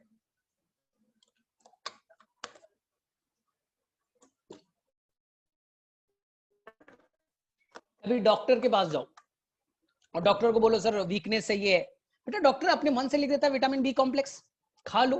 कभी सोचा क्यों? डॉक्टर से पूछना सर विटामिन बी कॉम्प्लेक्स क्यों दे रहे हो? तो ध्यान से सुनो, तुम्हारे अंदर बेटा एंजाइम है लेकिन वो इनएक्टिव है। तुम्हारे अंदर एंजाइम तो है बेटा लेकिन अभी इनएक्टिव है। बोले सर क्यों? क्योंकि इस एंजाइम को एक्टिव होने के लिए बेटा चाहिए था कोएंजाइम, और कोएंजाइम तुम्हारे अंदर नहीं है। बोले सर क्यों नहीं है? क्योंकि कोएंजाइम कौन बनाता है बेटा? Vitamin B, B1 B2 B3 B4 B7 B9 B12, पूरा कॉम्प्लेक्स है बेटा। ये पूरा विटामिन बी के कई सारे टाइप से उसे कहते हैं विटामिन बी कॉम्प्लेक्स। तो विटामिन बी कॉम्प्लेक्स बेटा कोएंजाइम बनाएगा जिससे वो एंजाइम से जुटेगा और एंजाइम को एक्टिवेट करेगा, एंजाइम को एक्टिवेट करेगा। इसीलिए डॉक्टर बेटा दे देता है लो विटामिन बी कॉम्प्लेक्स को, कोएंजाइम बनेगा, एंजाइम को एक्टिवेट करेगा, तो बेटा वो एंजाइम एक्टिवेट होगा तब तो तुम्हारा प्रॉपर फंक्शन चलेगा। क्लियर है? इसमें कोई नहीं, लेकिन हम बायोमोलिक्यूल बहुत डिटेल से पढ़ने वाले। ठीक है, तो मेरे से सल्फर के लिए बेटा इनफ है इतना कि क्या करेगा बेटा, 2 एमाइनो एसिड बनाएगा, सिस्टीन मिथियोनिन। सेकेंड विटामिन बनाने में, विटामिन का पार्ट है। और सेकेंड बेटा को एंजाइम बनाएगा, ये को एंजाइम मेन एंजाइम को एक्टिवेट करने का प्रोसेस दिखाता है। चलो इतना आपको क्या है बेटा, इतना जो है इनफ है विटामिन। और विटामिन का नाम दिया बेटा थियामीन, पढ़ा है थोड़ा, विटामिन B1 B2 का नाम सुना है, thiamine, biotin, coenzyme A and ferredoxin. बोले सर ये फेरोडॉक्सिन क्या है? हमारे आगे आने वाला चैप्टर बेटा फोटोसिंथेसिस में एक वर्ड आएगा FD, फेरोडॉक्सिन। फेरो का मतलब आयरन होता है, फेरोडॉक्सिन। बोले ये क्या करते सर? वहां बेटा इलेक्ट्रॉन को पकड़ने का काम करता है। फेरोडॉक्सिन क्या है? इलेक्ट्रॉन कैरियर है, पकड़ा दूसरे को ले जाके दे दिया, एक से पकड़ेगा दूसरे को ट्रांसफर करेगा। इसमें बेटा देखो नाम में लिखा फेरो, फेरो का मतलब आयरन होता है, तो आयरन तो वही है और साथ साथ बेटा इसमें सल्फर भी है, इसलिए नाम दिया फेरोडॉक्सिन। आयरन और सल्फर दोनों के मिलने से बना है, तो याद रहेगा। अभी नीचे में आयरन भी दिया है, वहां भी बेटा फेरोडॉक्सिन वर्ड यूज करेगा, वहां भी बच्चे लोग आपका फेरोडॉक्सिन वर्ड आएगा, तो टेंशन नहीं ले। देख लीजिए वहां पर बेटा आपका क्या है, नीचे में क्या है, आयरन है, आयरन में बेटा फेरोडॉक्सिन वापस से लिखा है। चलिए ठीक है, तो बेटा इतना एनफ है। चलो ठीक है, तो ये सल्फर हो गया। अब मैं कुछ कहानियां बता देता हूं, इस कहानी से बेटा पिक करना, कहानी से आप पिक कीजिएगा, ध्यान से देखना। देखिए फोटोसिंथेसिस के दौरान बेटा, अगला चैप्टर हम लोग फोटोसिंथेसिस पढ़ेंगे, तो ध्यान से देखिए। फोटोसिंथेसिस के दौरान क्या होता है बेटा, ये आप लेते हो कार्बन डाइऑक्साइड, कितनी कार्बन डाइऑक्साइड बेटा, 6। और बेटा आप लेते हो एक CO2 को जुड़ने के लिए बेटा 2 वाटर चाहिए, तो टोटल CO2 6 है, तो वाटर चाहिए बेटा 12।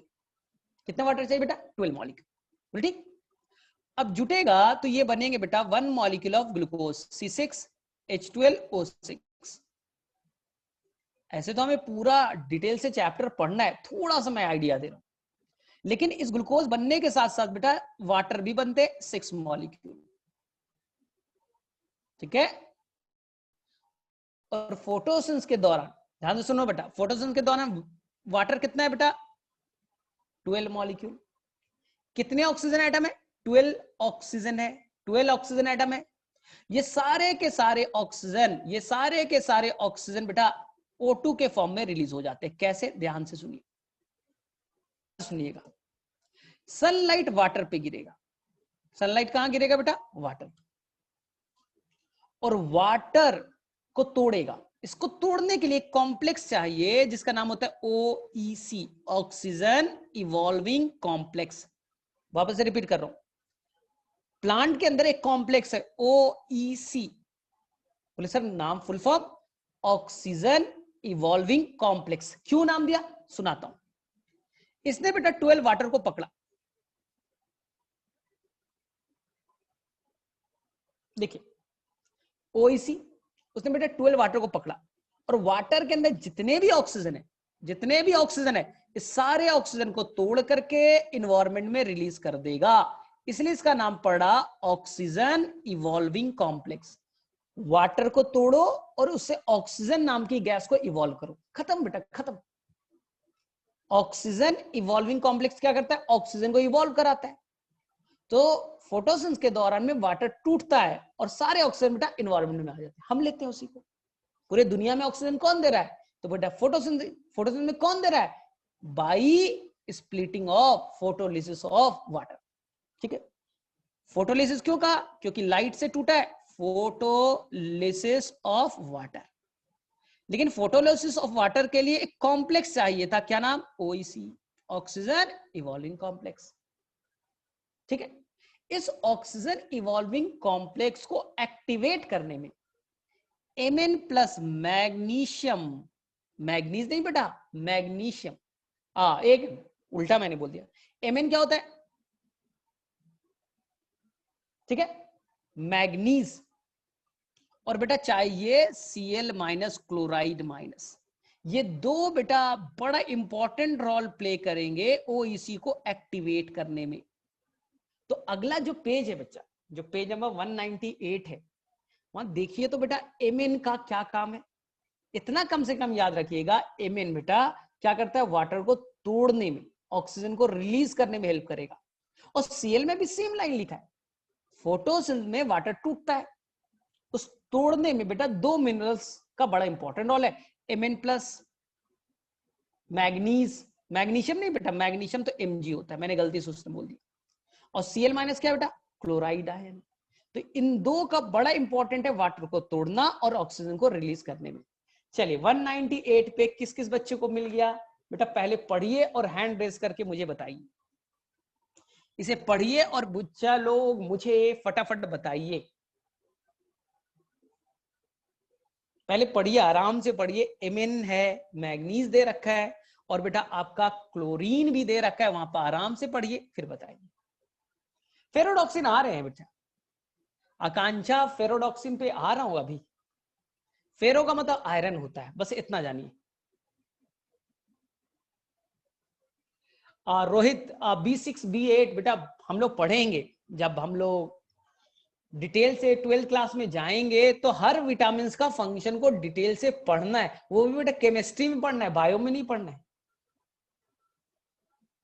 चलो ठीक है, तो याद रहेगा यहां तक। चलो अब देखो ध्यान से, एक चीज तो सीख लिया, सेकेंड चीज ध्यान से सुनना, ध्यान से।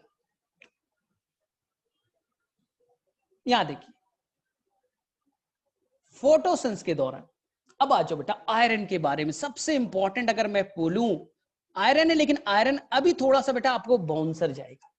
क्यों बाउंस करेगा, क्योंकि बेटा आयरन का जो काम है फोटोसिंथेसिस में, आयरन का काम है रेस्पिरेशन में पढ़ना है, तो अभी शायद बाउंसर होगा, कोई टेंशन, थोड़ा बहुत सीख ले। सेकेंड, ये बेटा बताइए पहले, आयरन माइक्रो न्यूट्रिएंट है बेटा या मैक्रो है, पहले ये तो बताइए मुझे, माइक्रो है या मैक्रो है। आयरन एसेंशियल एलिमेंट है, करेक्ट। ज्यादा अमाउंट में चाहिए या बेटा कम अमाउंट में चाहिए, माइक्रो है या मैक्रो है। चलिए मैंने बताया था, मन को जीत बोल मत, FeCl एंड निकेल। आयरन बेटा माइक्रो एलिमेंट का एग्जाम्पल है, मैक्रो नहीं है ये बेटा, माइक्रो के एग्जाम्पल। मैक्रो का तो चॉपकिंस का मैगी था, चॉपकिंस का मैगी था मैक्रो के एग्जाम्पल, ये बेटा माइक्रो है, कम अमाउंट में चाहिए। लेकिन एमंग माइक्रो मोस्ट एबंडेंट, सबसे ज्यादा बेटा रिक्वायरमेंट, मोस्ट रिक्वायर्ड एलिमेंट, सबसे ज्यादा अमाउंट में कौन सा माइक्रो चाहिए, आंसर बेटा आयरन। एक लाइन याद रखेंगे, हाँ सर एमंग माइक्रो सबसे ज्यादा अमाउंट में कौन चाहिए, तो आंसर करिएगा बेटा आयरन। अगर इसका उल्टा क्वेश्चन आ जाए, एमंग माइक्रो सबसे कम अमाउंट में कौन चाहिए, तो आंसर करके आएगा बेटा मोलिब्डेनम। एमंग माइक्रो सबसे कम अमाउंट में कौन सा चाहिए, तो आंसर करके आएगा बेटा मोलिब्डेनम। बोले ठीक है सर। सेकंड, आयरन बच्चा क्लोरोफिल का पार्ट नहीं, आयरन बेटा क्लोरोफिल का पार्ट नहीं। मैं अगले चैप्टर में क्लोरोफिल का फार्मूला लिखने वाला हूं, अभी याद नहीं करिएगा, अभी बस नाम सुन लीजिए। क्लोरोफिल का फार्मूला होता है बेटा C55, कार्बन का नंबर कितना है 55 है, कितना बड़ा है समझो, H72 हाइड्रोजन बेटा 72, O5 N4 Mg, ये बेटा क्लोरोफिल का फार्मूला है, जो आज नहीं चाहिए, फोटोसिंथेसिस पढ़ूंगा उस दिन चाहिए था, लेकिन आज कंफ्यूजन ना हो। तो क्या बच्चा इस क्लोरोफिल के अंदर में तुम्हें आयरन दिखता है, बोले नहीं दिखता सर, ये क्लोरोफिल का पूरा आपने फार्मूला तो लिख दिया सर। हाँ सर मैग्नीशियम दिखता है, आपने बोला भी था, मैग्नीशियम सेंटर पे मौजूद होता है, ठीक है। क्या बेटा आयरन है, नहीं, क्लोरोफिल का पार्ट आयरन नहीं है। लेकिन प्लांट में क्लोरोफिल बनने के लिए बेटा, प्लांट में जब क्लोरोफिल बनता है तो उसमें iron as a catalyst role play करेगा। आयरन बेटा कैटलिस्ट है, क्लोरोफिल का पार्ट तो नहीं है। 1 मिनट, आयरन बच्चा लोग, आयरन जो है क्लोरोफिल का पार्ट नहीं है, लेकिन क्लोरोफिल के सिंथेसिस में इंपॉर्टेंट रोल प्ले करेगा। तो इसलिए बच्चे कंफ्यूज होते नहीं, क्लोरोफिल का पार्ट बेटा कौन मेटल है? मैग्नीशियम, आयरन नहीं है, लेकिन क्लोरोफिल के सिंथेसिस में ये एज ए कैटलिस्ट बड़ा इंपॉर्टेंट रोल प्ले करेगा। इसलिए आयरन की कमी हो जाएगी, क्लोरोफिल नहीं बनेगा। बेटा याद करो, क्लोरोसिस हो जाता था, आयरन की कमी हो गई, क्लोरोसिस हो जाएगा। ठीक है, तो ये आपको बेटा 3 वर्ड याद रखना है। क्या क्या? आयरन का रिक्वायरमेंट, प्लांट को क्या चाहिए? आयरन का रिक्वायरमेंट एमंग माइक्रो सबसे ज्यादा, पहला लाइन। क्लोरोफिल का पार्ट नहीं है, लेकिन क्लोरोफिल बनाने में बड़ा इंपॉर्टेंट रोल प्ले करेगा, सेकेंड। ठीक है, जब आप पढ़िएगा बेटा रेस्पिरेशन और फोटोसिंथेसिस, वहां पर एक वर्ड आएगा साइटोक्रोम। साइटोक्रोम, साइटो का मतलब सेल और क्रोम का मतलब कलरफुल। सेल के अंदर कुछ कलरफुल स्ट्रक्चर है। सर ये करता क्या सर साइटोक्रोम? कुछ ही नहीं बेटा,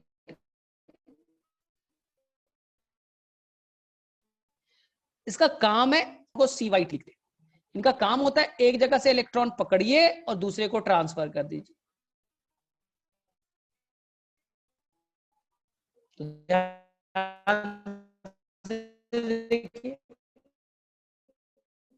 इलेक्ट्रॉन को अगर पकड़ेगा तो बोले साइटोक्रोम, ये इलेक्ट्रॉन वापस से छोड़ देगा, ऑक्सीडेशन हुआ। तो साइटोक्रोम इलेक्ट्रॉन को पकड़ा, क्या हुआ बेटा? रिडक्शन। फिर इलेक्ट्रॉन को छोड़ा, ऑक्सीडेशन। यानी ओवरऑल रिडॉक्स रिएक्शन कर रहा है। और इस साइटोक्रोम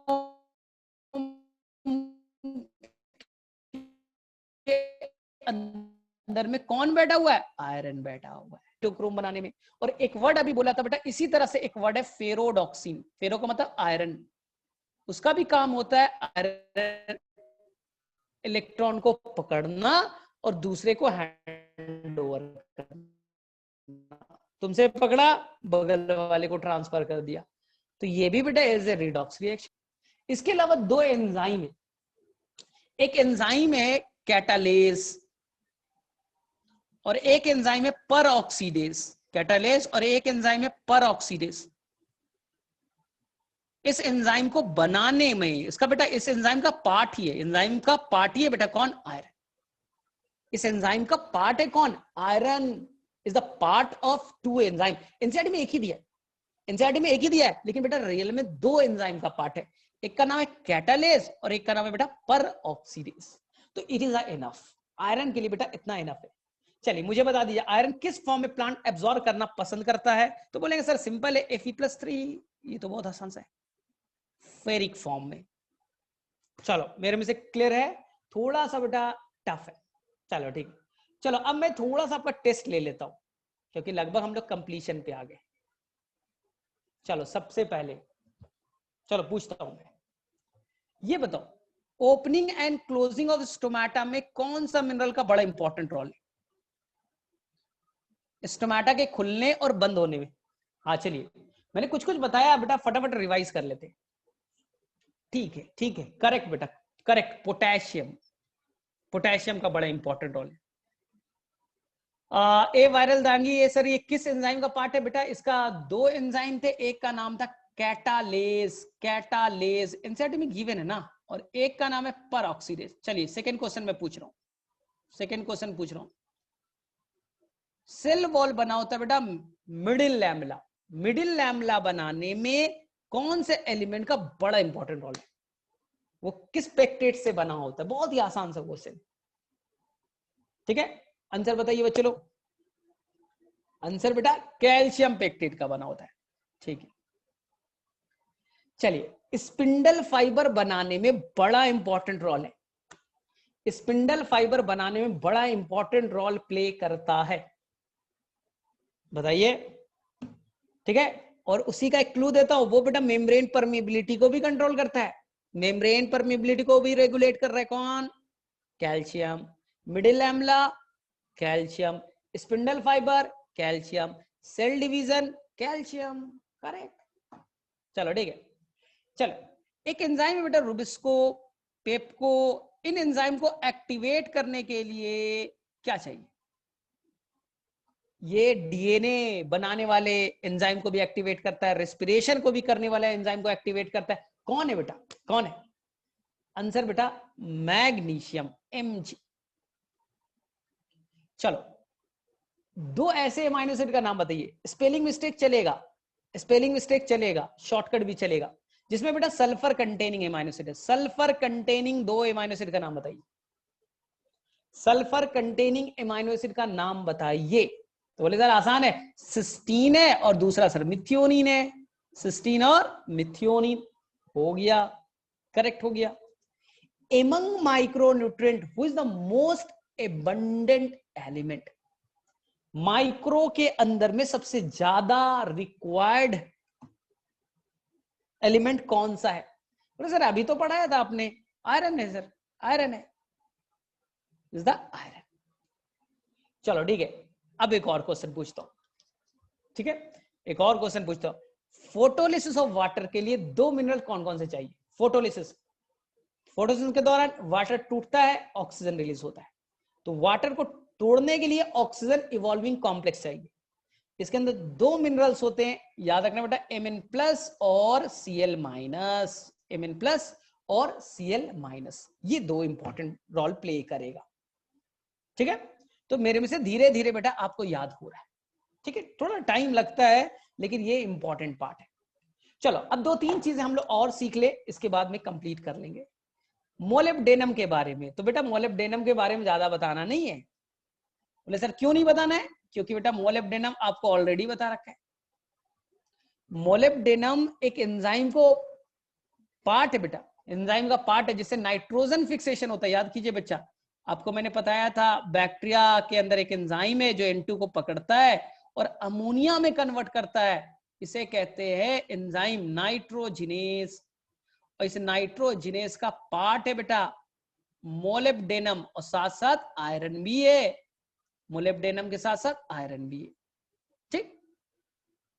अब देखिए हमारे बॉडी में एक एंजाइम है बच्चा, नाइट्रेट रिडक्टेस, नाइट्रेट रिडक्टेस, नाम में लिख रहा है नाइट्रेट रिडक्टेस,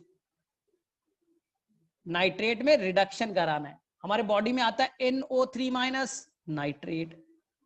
देखो ना, प्लांट किस फॉर्म में नाइट्रोजन को लेता है? NO3-। जब प्लांट के अंदर चला जाता है तो बोलता है नहीं नहीं, नाइट्रेट हम ले तो सकते हैं बेटा, पचा नहीं सकते, उसका यूज नहीं कर सकते, तो उसे किसमें कन्वर्ट करो? NO3- को वापस से कन्वर्ट करो बच्चा लोग, किसमें? NO2- में। तो ऑक्सीजन बेटा घट रहा है या बढ़ रहा है? नाइट्रेट में बेटा 3 ऑक्सीजन है, NO2- नाइट्राइट है ना, और ये क्या बेटा? नाइट्रेट। तो नाइट्रेट को हमने रिडक्शन कराया, इसलिए एक एंजाइम की जरूरत पड़ेगी, नाइट्रेट रिडक्टेस। तो आपके बॉडी में, प्लांट के बॉडी में नाइट्रोजन फिक्सेशन करना है, नाइट्रोजिनेज चाहिए, कौन है बेटा? मोलिब्डेनम। जब बॉडी के अंदर नाइट्रेट चला गया, उसको क्या करना है? रिड्यूस करना है, उसके लिए भी क्या चाहिए बेटा? Enzyme nitrate reductase. और नाइट्रेट रिडक्टेस का कौन एक्टिवेट करेगा? मोलिब्डेनम। तो एनसीईआरटी में क्या वर्ड है बेटा? 3 ही word, overall nitrogen metabolism in plant. Plant के अंदर में जो नाइट्रोजन जाता है या नाइट्रोजन फिक्सेशन होता है, उसमें बड़ा इंपॉर्टेंट रोल प्ले करेगा कौन? मोलिब्डेनम। हो गया बस। एनसीईआरटी में देखो तो मोलिब्डेनम के बारे में क्या लिखा है, एकदम याद हो गया। प्लांट के अंदर में जो नाइट्रोजन का मैकेनिज्म है, नाइट्रोजन को पकड़ करके बैक्टीरिया के हेल्प से लेना है, उसमें मोलिब्डेनम चाहिए, नाइट्रोजिनेज में। प्लांट के अंदर जब आ गया, उसे बेटा रिड्यूस करना है, उसमें कौन चाहिए? चाहिए मोलिब्डेनम। तो मोलिब्डेनम ओवरऑल नाइट्रोजन के पूरे मैकेनिज्म में एक इंपॉर्टेंट रोल प्ले करने वाला है। हो गया कंप्लीट। चलो ठीक है, अब 2 लाइन हम लोग सीख ले बोरॉन का, और ये पार्ट हो जाएगा कंप्लीट। केवल अब बोरॉन बचा है और कोई नहीं बचा है। बोरॉन देखिए ध्यान से, क्लास 10th का याद कीजिए। क्लास 10th में आपको सिखाया गया था बच्चा, ये स्टिग्मा है, ये स्टाइल है, और ये बेटा ओवरी है। याद करो बच्चे। बोले हाँ सर। और यहां पास गिरता था बेटा पॉलन ग्रेन। बोले हाँ सर पॉलन ग्रेन आता था कुछ। हाँ आपको भी तो बहुत डिटेल से मैंने पढ़ाया है, प्लांट किंगडम में ये सब पढ़ाया तो है पॉलन ग्रेन के बारे में। अब पॉलन ग्रेन क्या करेगा, इस स्टिग्मा पे आएगा, बैठेगा। इस स्टिग्मा से बेटा वो यहां से एब्जॉर्ब करेगा वाटर, यहां से एब्जॉर्ब करेगा बेटा शुगर, और यहां से एब्जॉर्ब करेगा एक मिनरल बेटा बोरॉन। याद रखना बोरॉन। स्टिग्मा से बेटा वाटर, शुगर और बोरॉन एब्जॉर्ब की, एब्जॉर्ब करेगा तो क्या होगा बेटा, स्वेल करेगा। और इसी स्वेलिंग के बाद में यहां से बेटा जर्मिनेट होगा पॉलन ट्यूब। याद करो बेटा क्लास 10th पॉलन ट्यूब बनाते हुए दिखाया था एनसीईआरटी ने, ऐसे बेटा पॉलन ट्यूब बन रहा था। तो इस पॉलन ट्यूब के जर्मिनेशन में एक बड़ा इंपॉर्टेंट रोल प्ले कर रहा है कौन, बोरॉन। तो पॉलन ग्रेन जर्मिनेशन में स्टिग्मा पे जर्मिनेट क्यों कर रहा है, उसमें इंपॉर्टेंट रोल किसका है, बोरॉन का, एक का। बोले ठीक है। 10th क्लास में, 9th क्लास में प्लांट, ये देखिए ये रूट, ये स्टेम और ये बेटा लीफ। लीफ ने बेटा खाना बनाया, फोटोसिंथेसिस कहां हो रहा है, लीफ में। ग्लूकोज कहां बन रहा है बेटा, कार्बोहाइड्रेट कहां बन रहा है, कार्बोहाइड्रेट कहां बन रहा है, तो बोले सर लीफ में। अब ये कार्बोहाइड्रेट यहां से मूव करके जाएगा कहां, स्टेम में। स्टेम से कहां जाएगा, रूट में। रूट भी तो भूखा है, स्टेम भी तो भूखा है, तो कौन ले जाता है बताइए बच्चों, कार्बोहाइड्रेट जो है उसको कौन मूव कराता है, फूड को ट्रांसपोर्ट कौन कराता है, बोले सर एक पाइप है जिसका नाम फ्लोएम है। फ्लोएम फूड को ट्रांसपोर्ट करने में हेल्प करेगा। और पानी का पूछा गया तो जाइलम होगा। वाटर को कौन करेगा, जाइलम। और फूड को कौन करेगा, फ्लोएम। तो इस फ्लोएम को ट्रांसपोर्ट, फ्लोएम से बेटा जो कार्बोहाइड्रेट ट्रांसपोर्ट हो रहा है, इस कार्बोहाइड्रेट ना देखिए यहां, इस कार्बोहाइड्रेट फ्लोएम से बेटा जो मूव कर रहा है, इस मूवमेंट में बोरॉन का बड़ा इंपॉर्टेंट रोल। तो boron will help in the movement of sugar carbohydrate inside the phloem. ये दो लाइन याद रखिएगा। फ्लोएम का काम तो बोलेंगे sir pollen grain germination, phloem का काम शुगर के ट्रांसपोर्ट में। और ये बताइए प्लाज्मा मेम्ब्रेन से कौन सा सब्सटेंस अंदर आएगा या बाहर जाएगा, परमिएबिलिटी को कौन कंट्रोल करता है, बोले सर परमिएबिलिटी को कंट्रोल तो कैल्शियम करता है, एकदम करेक्ट। वही एंजाइम को एक्टिवेट करता है, कौन अंदर आएगा कौन बाहर जाएगा।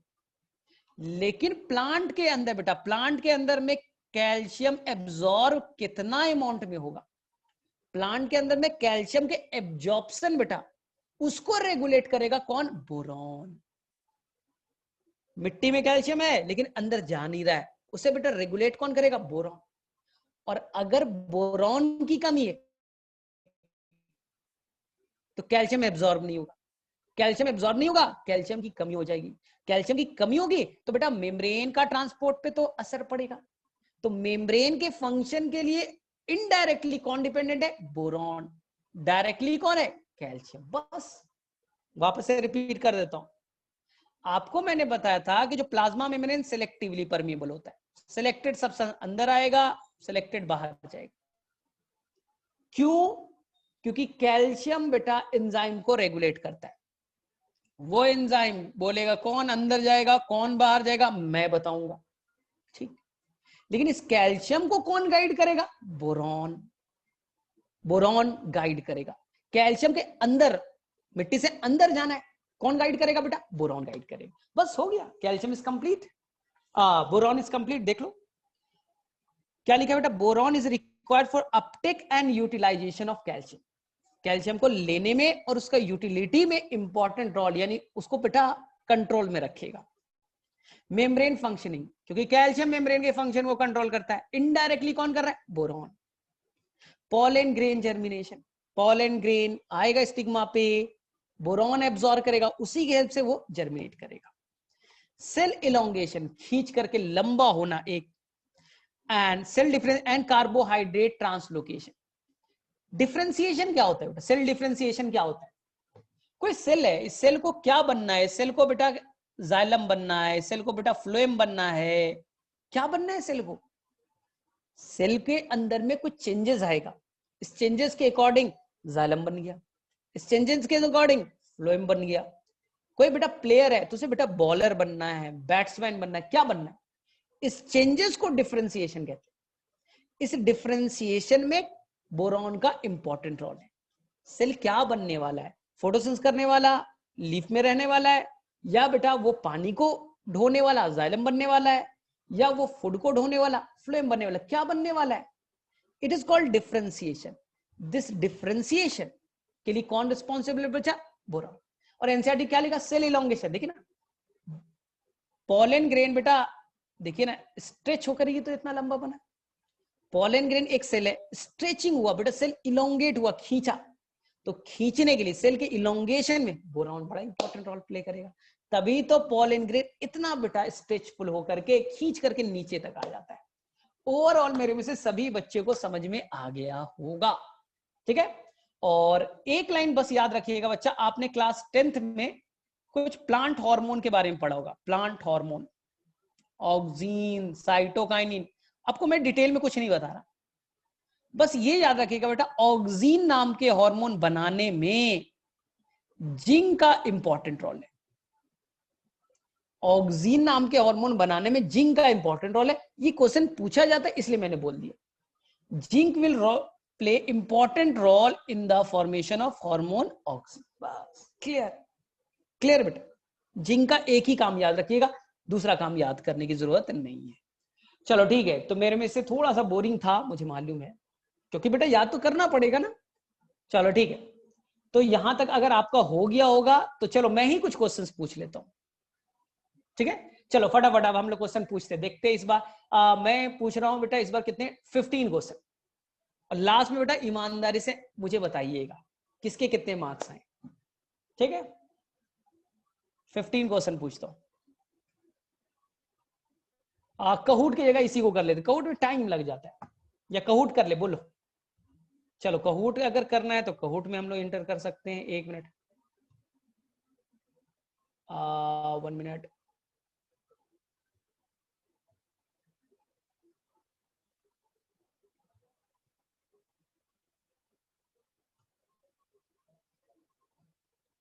कहूट की जगह हम लोग डायरेक्टली कर लेते, इसी से कर लेते हैं, बहुत टाइम लग जाता है कहूट में।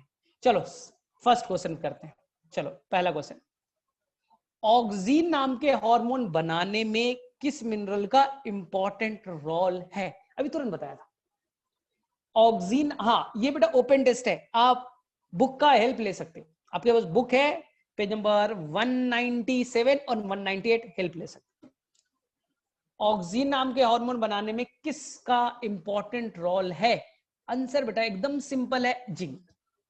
आंसर बेटा एकदम सिंपल है, जिंक, ठीक है। Next question, pollen grain germination में किसका इंपॉर्टेंट रोल है? पॉलन ग्रेन जर्मिनेशन में किसका important role? Pollen grain germination में जो बेटा सेल इलोंगेशन में भी हेल्प करता है और ओवरऑल सेल परमिबिलिटी को भी कंट्रोल में रखता है। आंसर बेटा बोरॉन। चलो थर्ड वन, ये बताइए फोटोलिसिस ऑफ वाटर, वाटर जो टूटता है, इस फोटोलिसिस ऑफ वाटर में दो मिनरल्स का बड़ा इंपॉर्टेंट रोल है, उन दोनों का नाम बताइए। फोटोलिसिस ऑफ वाटर में दो इंपॉर्टेंट मिनरल इन्वॉल्व होते हैं, उसका नाम बताइए। तो अभी तो बताया था Mn+ और Cl-, ठीक है। सल्फर कंटेनिंग एमाइनो एसिड का नाम बताइए। सल्फर कंटेनिंग एमाइनो एसिड का नाम बताइए। Cm, चलो सिस्टीन एंड मिथियोन, केवल Cm भी चलेगा। चलिए nitrogenous, nitrate reductase, overall nitrogen metabolism को कौन कंट्रोल करता है? Nitrogenous, nitrate reductase, overall plant के अंदर नाइट्रोजन मेटाबॉलिज्म को कौन कंट्रोल करता है?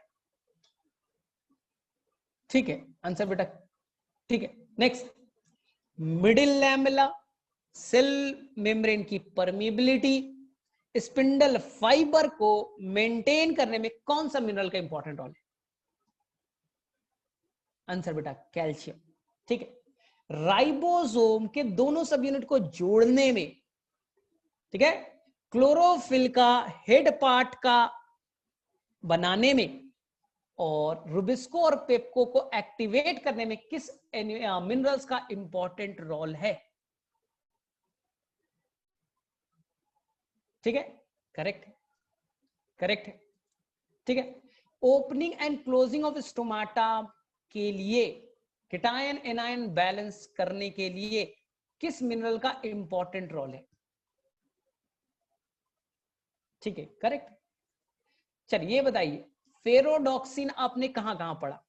अगर दो जगह पढ़ा तो दोनों का नाम बताइए, एक जगह पढ़ा एक जगह नाम बताइए। फेरोडॉक्सिन आयरन को लाने ले जाने में हेल्प करता है, इलेक्ट्रॉन को लाने ले जाने में हेल्प करता है। तो दो जगह पढ़ा था, एक जगह आयरन और एक बेटा सल्फर। एक जगह आयरन और एक दूसरा पढ़ा था सल्फर। कार्बोहाइड्रेट ट्रांसलोकेशन में जो फ्लोएम के थ्रू कार्बोहाइड्रेट ट्रांसफर होता है, उसके लिए कौन सा मिनरल इंपॉर्टेंट रोल प्ले करेगा? कार्बोहाइड्रेट ट्रांसलोकेशन में कौन सा मिनरल बड़ा इंपॉर्टेंट रोल प्ले करता है? केवल नुमान ने अभी तक बताया बेटा, क्या बोला था? बोरॉन। फ्लोएम से जो फूड ट्रांसपोर्ट होगा उसमें बोरॉन बड़ा इंपॉर्टेंट रोल प्ले करेगा। ठीक है, uptake and utilisation of calcium को कौन कंट्रोल करेगा? Uptake and utilisation of calcium को कौन कंट्रोल करेगा? तो क्लियर है, क्लियर है। चलो, तो इसी तरह से बेटा याद होते, ठीक है, थोड़ा सा टाइम लगा, लेकिन अब फायदा ये है बेटा, अब जैसा भी क्वेश्चन होगा आपके नीट लेवल के सारे क्वेश्चंस बन जाएंगे। चलो ठीक है, तो आपका बस एक ही चैप्टर में टॉपिक बच गया बेटा, बहुत छोटा सा है, उसका नाम है बच्चा लोग क्या नाम है? नुमान, फेट ऑफ अमोनिया। लास्ट में एक टॉपिक है बेटा, फेट ऑफ अमोनिया, और ये चैप्टर कंप्लीट हो जाएगा। ये चैप्टर बेटा कंप्लीट हो जाएगा, अब कुछ भी नहीं बचा है बस। और थोड़ा सा बेटा पानी में कैसे प्लांट को ग्रो करते हैं, हाइड्रोपोनिक्स क्या होता है, जो हम लोग घर में बेटा मनी प्लांट वगैरह लगाते हैं, तो हम लोग कैसे प्लांट को बिना मिट्टी का भी ग्रो करने का एक कल्चर टेक्निक आ रहा है ना, तो उसे हम लोग हाइड्रोपोनिक्स कहते हैं, उसके बारे में पढ़ लेंगे। तो अगले क्लास में ये चैप्टर 100% फिनिश हो जाएगा और नए चैप्टर में मूव भी कर जाएंगे। चलो ठीक है, लेकिन बच्चा तुम्हारा एक काम है, आप चलो ईमानदारी से जाकर के आप बेटा डॉक्टरली से सारे क्वेश्चन बना लीजिए, सारे बन जाएंगे। एक बार एनसीईआरटी अच्छे से ईमानदारी से रीड कीजिएगा और सारे क्वेश्चंस बना लीजिएगा, सारे क्वेश्चंस बन जाएंगे। ठीक है, डन। हाँ तो चिरंजीव अभी थोड़ी देर बाद रिकॉर्डेड वाला आ जाएगा, आधे घंटे में आ जाएगा, एक बार देख लेना अच्छे से। ठीक है, लेकिन देख लेना, लेकिन याद रखना बेटा अगले क्लास में आप सारे क्वेश्चन डॉक्टरली से बना करके आइएगा। फेट ऑफ अमोनिया को केवल छोड़ दीजिएगा, वो मैं डिटेल से पढ़ाऊंगा, बाकी बेटा आपके बस की है, सारे क्वेश्चंस बन जाएंगे आपसे